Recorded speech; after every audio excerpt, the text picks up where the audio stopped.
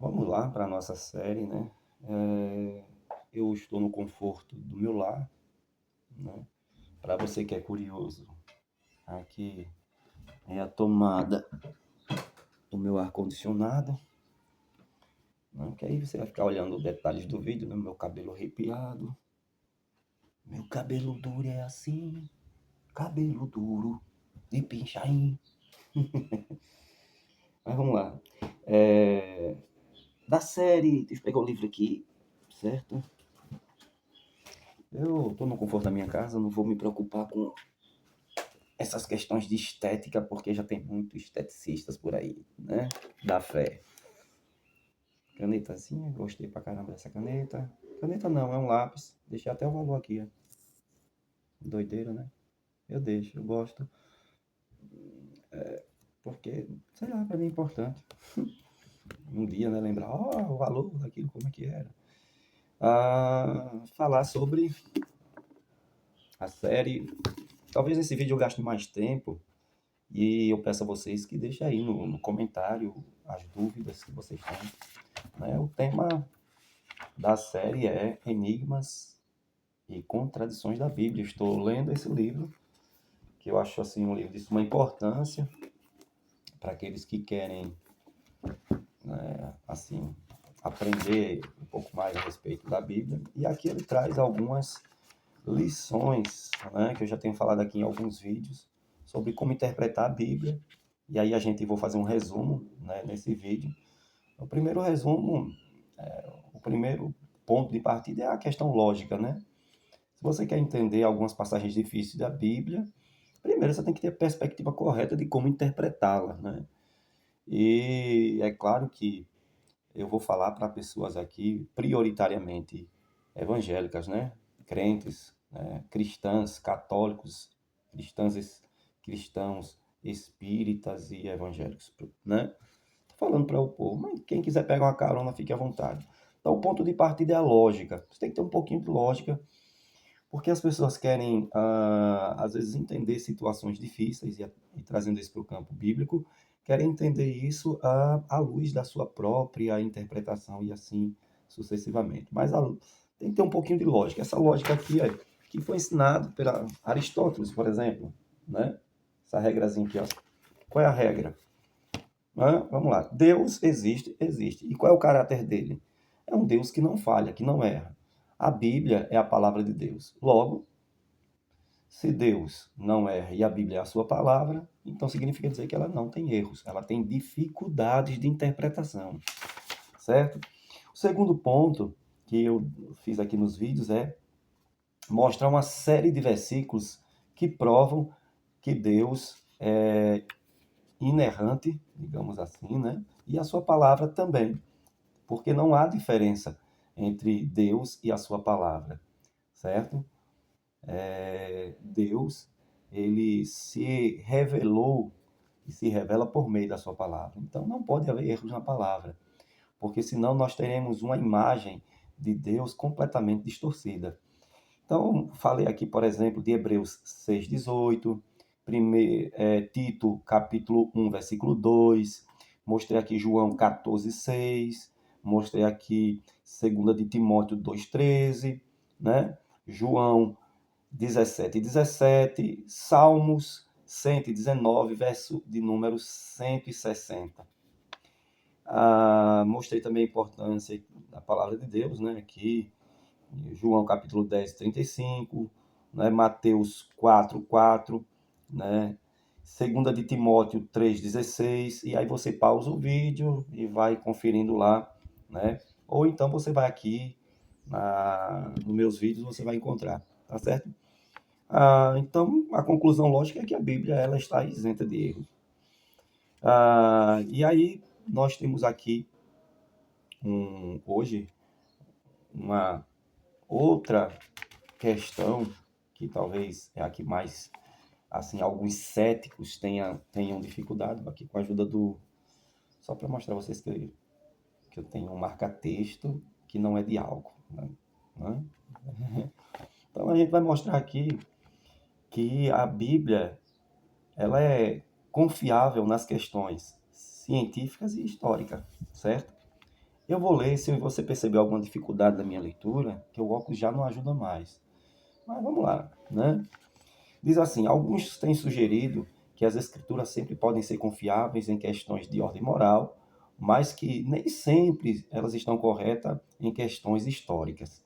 Isso é a perspectiva de muita gente, né? Que diz assim: não, as questões correlacionadas ao moralismo, principalmente atrelado ali à velha aliança, 10 mandamentos, isso aí está correto. Mas a Bíblia não é tão confiável nas questões históricas. É o que os céticos alegam, né? Eles confiam na Bíblia no campo espiritual, mas não na esfera científica. Então, tem esse tipo de gente aí também. Que, isso aqui é espiritual. Apesar que o conceito de espiritualidade de muitas pessoas é completamente deturpado. Eu tenho um conceito do que é o homem ser espiritual. Partindo do princípio, quando Deus criou Adão ali e Eva, né? A Bíblia diz que ele fez seres humanos.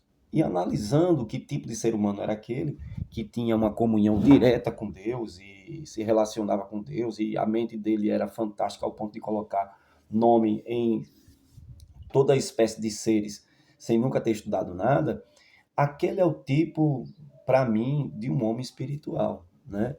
Que não estava isento de erros. É tanto que ele errou. Então, o que é espiritualidade para mim? Espiritualidade para mim, antes de qualquer coisa, é o ser humano na sua originalidade, né? É quando ele passa a deixar fluir a sua humanidade, né? No sentido original. Amar, perdoar, certo?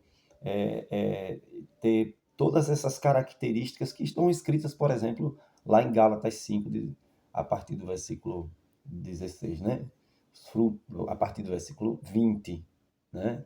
22. Os frutos do Espírito: amor, bondade, longanimidade, fidelidade, mansidão, domínio próprio. Essas coisas tornam você espiritual, né? Quando você se torna mais humano. É uma visão minha, né? Simples, rasa, mas eu acho muito interessante.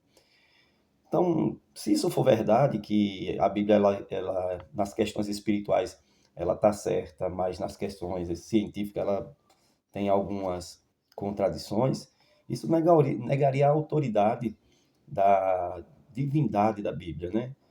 Já que o espiritual e o histórico e o científico estão frequentemente interligados. Então, as questões históricas, né, científicas, eu vou até aqui marcar, porque toda leitura que eu faço, eu deixo sempre um rascunhado, assim, sabe?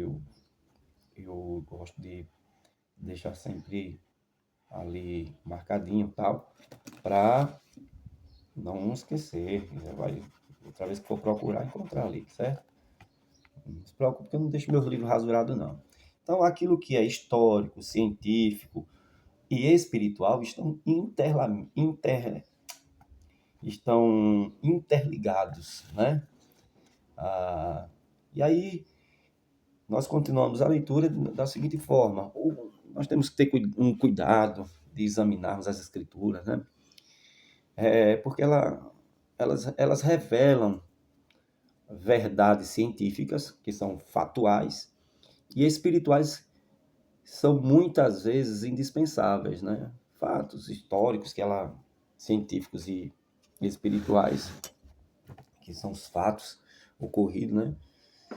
Nós são imprescindíveis para o leitor da Bíblia, porque não tem como você dissociar uma coisa de outra, né? Por exemplo, não podemos separar a verdade espiritual da ressurreição de Cristo e do fato de que o seu corpo deixou para sempre vazio o túmulo e depois ele apareceu fisicamente, certo?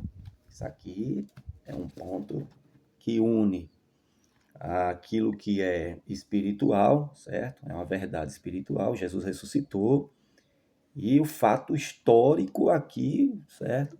É a ressurreição. Olha aí, é a ressurreição, o túmulo vazio, que é um fato histórico, porque quando nós analisamos a Bíblia, estudamos a Bíblia, né, academicamente, você vê ali que A Bíblia, ela é tratada como documentos, né, históricos. Então, não é como um livro qualquer, ou espirituoso, ou coisa do tipo, como muitos céticos querem que seja. Não. A Bíblia, ela é tratada academicamente como documentos. E a própria Bíblia fala isso. Arroga a si mesmo como sendo Velho Testamento, né? O que é um testamento? Um documento, um Novo Testamento, etc, etc. Certo? Então, um livro que eu deixo aqui para vocês estudarem, talvez eu leia ele aqui com vocês, é Deus Não Está Morto. Gostaram, né? Flusão na área. É isso aí. Próxima vai ter o Gipão aqui do lado. Certo? Então, isso é importante. Você vê que fatos históricos e científicos, espirituais estão interligados. Jesus ressuscitou, fato espiritual. Fato histórico e científico, né? O túmulo ali onde ele foi constatado o corpo, tal, túmulo hoje vazio. Mateus 28, 6, 1 Coríntios 15, do 13 ao 19, vai narrar a questão do túmulo vazio e da ressurreição. Desta forma, se Jesus não tivesse nascido de uma mulher biologicamente virgem, então ele não seria diferentemente do resto da humanidade, sobre quem recai o estigma do pecado de Adão, lá em Romanos 5:12, né? É outro fato aqui agora que chama-nos a atenção e a atenção de toda a comunidade científica e histórica, né? Uma virgem que deu à luz a um ser humano, um homem, né? Então isso aí é interessante. Também a morte de Cristo por nossos pecados não pode ser separada do fato, certo? Não pode ser separada do fato de que ele derramou literalmente seu sangue na cruz, pois sem derramamento de sangue não há remissão de pecados. Hebreus 9:22. Fato, né? Mais uma vez, o espiritual e o histórico, o científico unificados. Eu vou alterar um pouquinho minha voz, porque geralmente o meu telefone, os áudios nunca saem bom, meu microfonezinho, eu não sei onde coloquei, mas aí eu vou tentar melhorar isso aí para vocês, certo? Procure passar esse conhecimento para outras pessoas, né? Divulgue esse vídeo, né? Faça comentário aí, faça suas perguntas no comentário, para que eu possa aí lhe ajudar. Né? Que a intenção não é crescer canal no sentido de monetário ou coisas desse tipo, mas ajudar o máximo de jovens, de pessoas que estão aí em dificuldade de relacionamento com a igreja, com Deus, enfim. Aqueles que têm vontade de aprender a palavra, né? Conhecer um pouquinho melhor a Deus. E aí diz o seguinte, o comentário ainda, né? A existência e a queda de Adão tampouco podem ser um mito, né? Mito é aqui, vem de mitologia, de história fictícia e tal, né? Se não tivesse havido literalmente Adão, e se não tivesse havido o fato da queda, então o ensino espiritual quanto ao pecado herdado e quanto à morte física dele decorrente estaria errado, por exemplo, Romanos 5:12. A realidade da história e da doutrina teológica juntas permanece ou juntas caem por terra, caso a história de Adão seja um mito. Então, toda a história da Bíblia, porque a história da Bíblia, ela está centralizada nisso, na restauração de um povo que caiu em decorrência do pecado dos seus primeiros antepassados, né? Adão e Eva. Então, toda essa teoria cairia por terra. Seria tudo vão. Morte de Jesus e etc, etc. Além disso, a doutrina da encarnação é inseparável da verdade histórica de que Jesus de Nazaré, além disso, a doutrina da encarnação é inseparável da verdade histórica de Jesus de Nazaré. Quem crê em Jesus tem que acreditar que ele nasceu de uma virgem, que ele encarnou, né? Etc. João, capítulo 1, versículo 1 e versículo 14. E ainda, o ensino do caráter moral de Jesus quanto ao casamento baseou-se no que ele ensinou quando ele disse a Deus, quando ele disse que Deus juntou literalmente um Adão e uma mulher, Eva, em matrimônio. Ele falou isso, né, e deu corroborando assim com o fato de que Adão e Eva existiram, certo? Existiram. Lá em Mateus, capítulo 19, versículo 5, capítulo 19, versículo 4 e versículo 5. Em cada um desses casos, o ensino moral e o ensino teológico perdem totalmente o sentido se desconsiderado o evento histórico e factual, ou fatual, né? Então, negar a existência de Adão, negar a existência de Eva, é negar os ensinos de Jesus, entendeu? Porque foi ele que ensinou que existiram um primeiro casal e esse casal pecou e tal, e Deus juntou eles e tal. Mateus 19 fala isso. Negando-se que aquele evento ocorreu literalmente no tempo e no espaço, fica-se então sem uma base para crer na doutrina bíblica constituída sobre ele. É muito difícil. Com frequência, Jesus comparou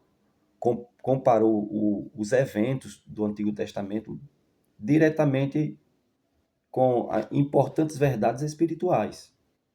Entendeu? Deixa eu anotando aqui, pessoal, não me perder, certo?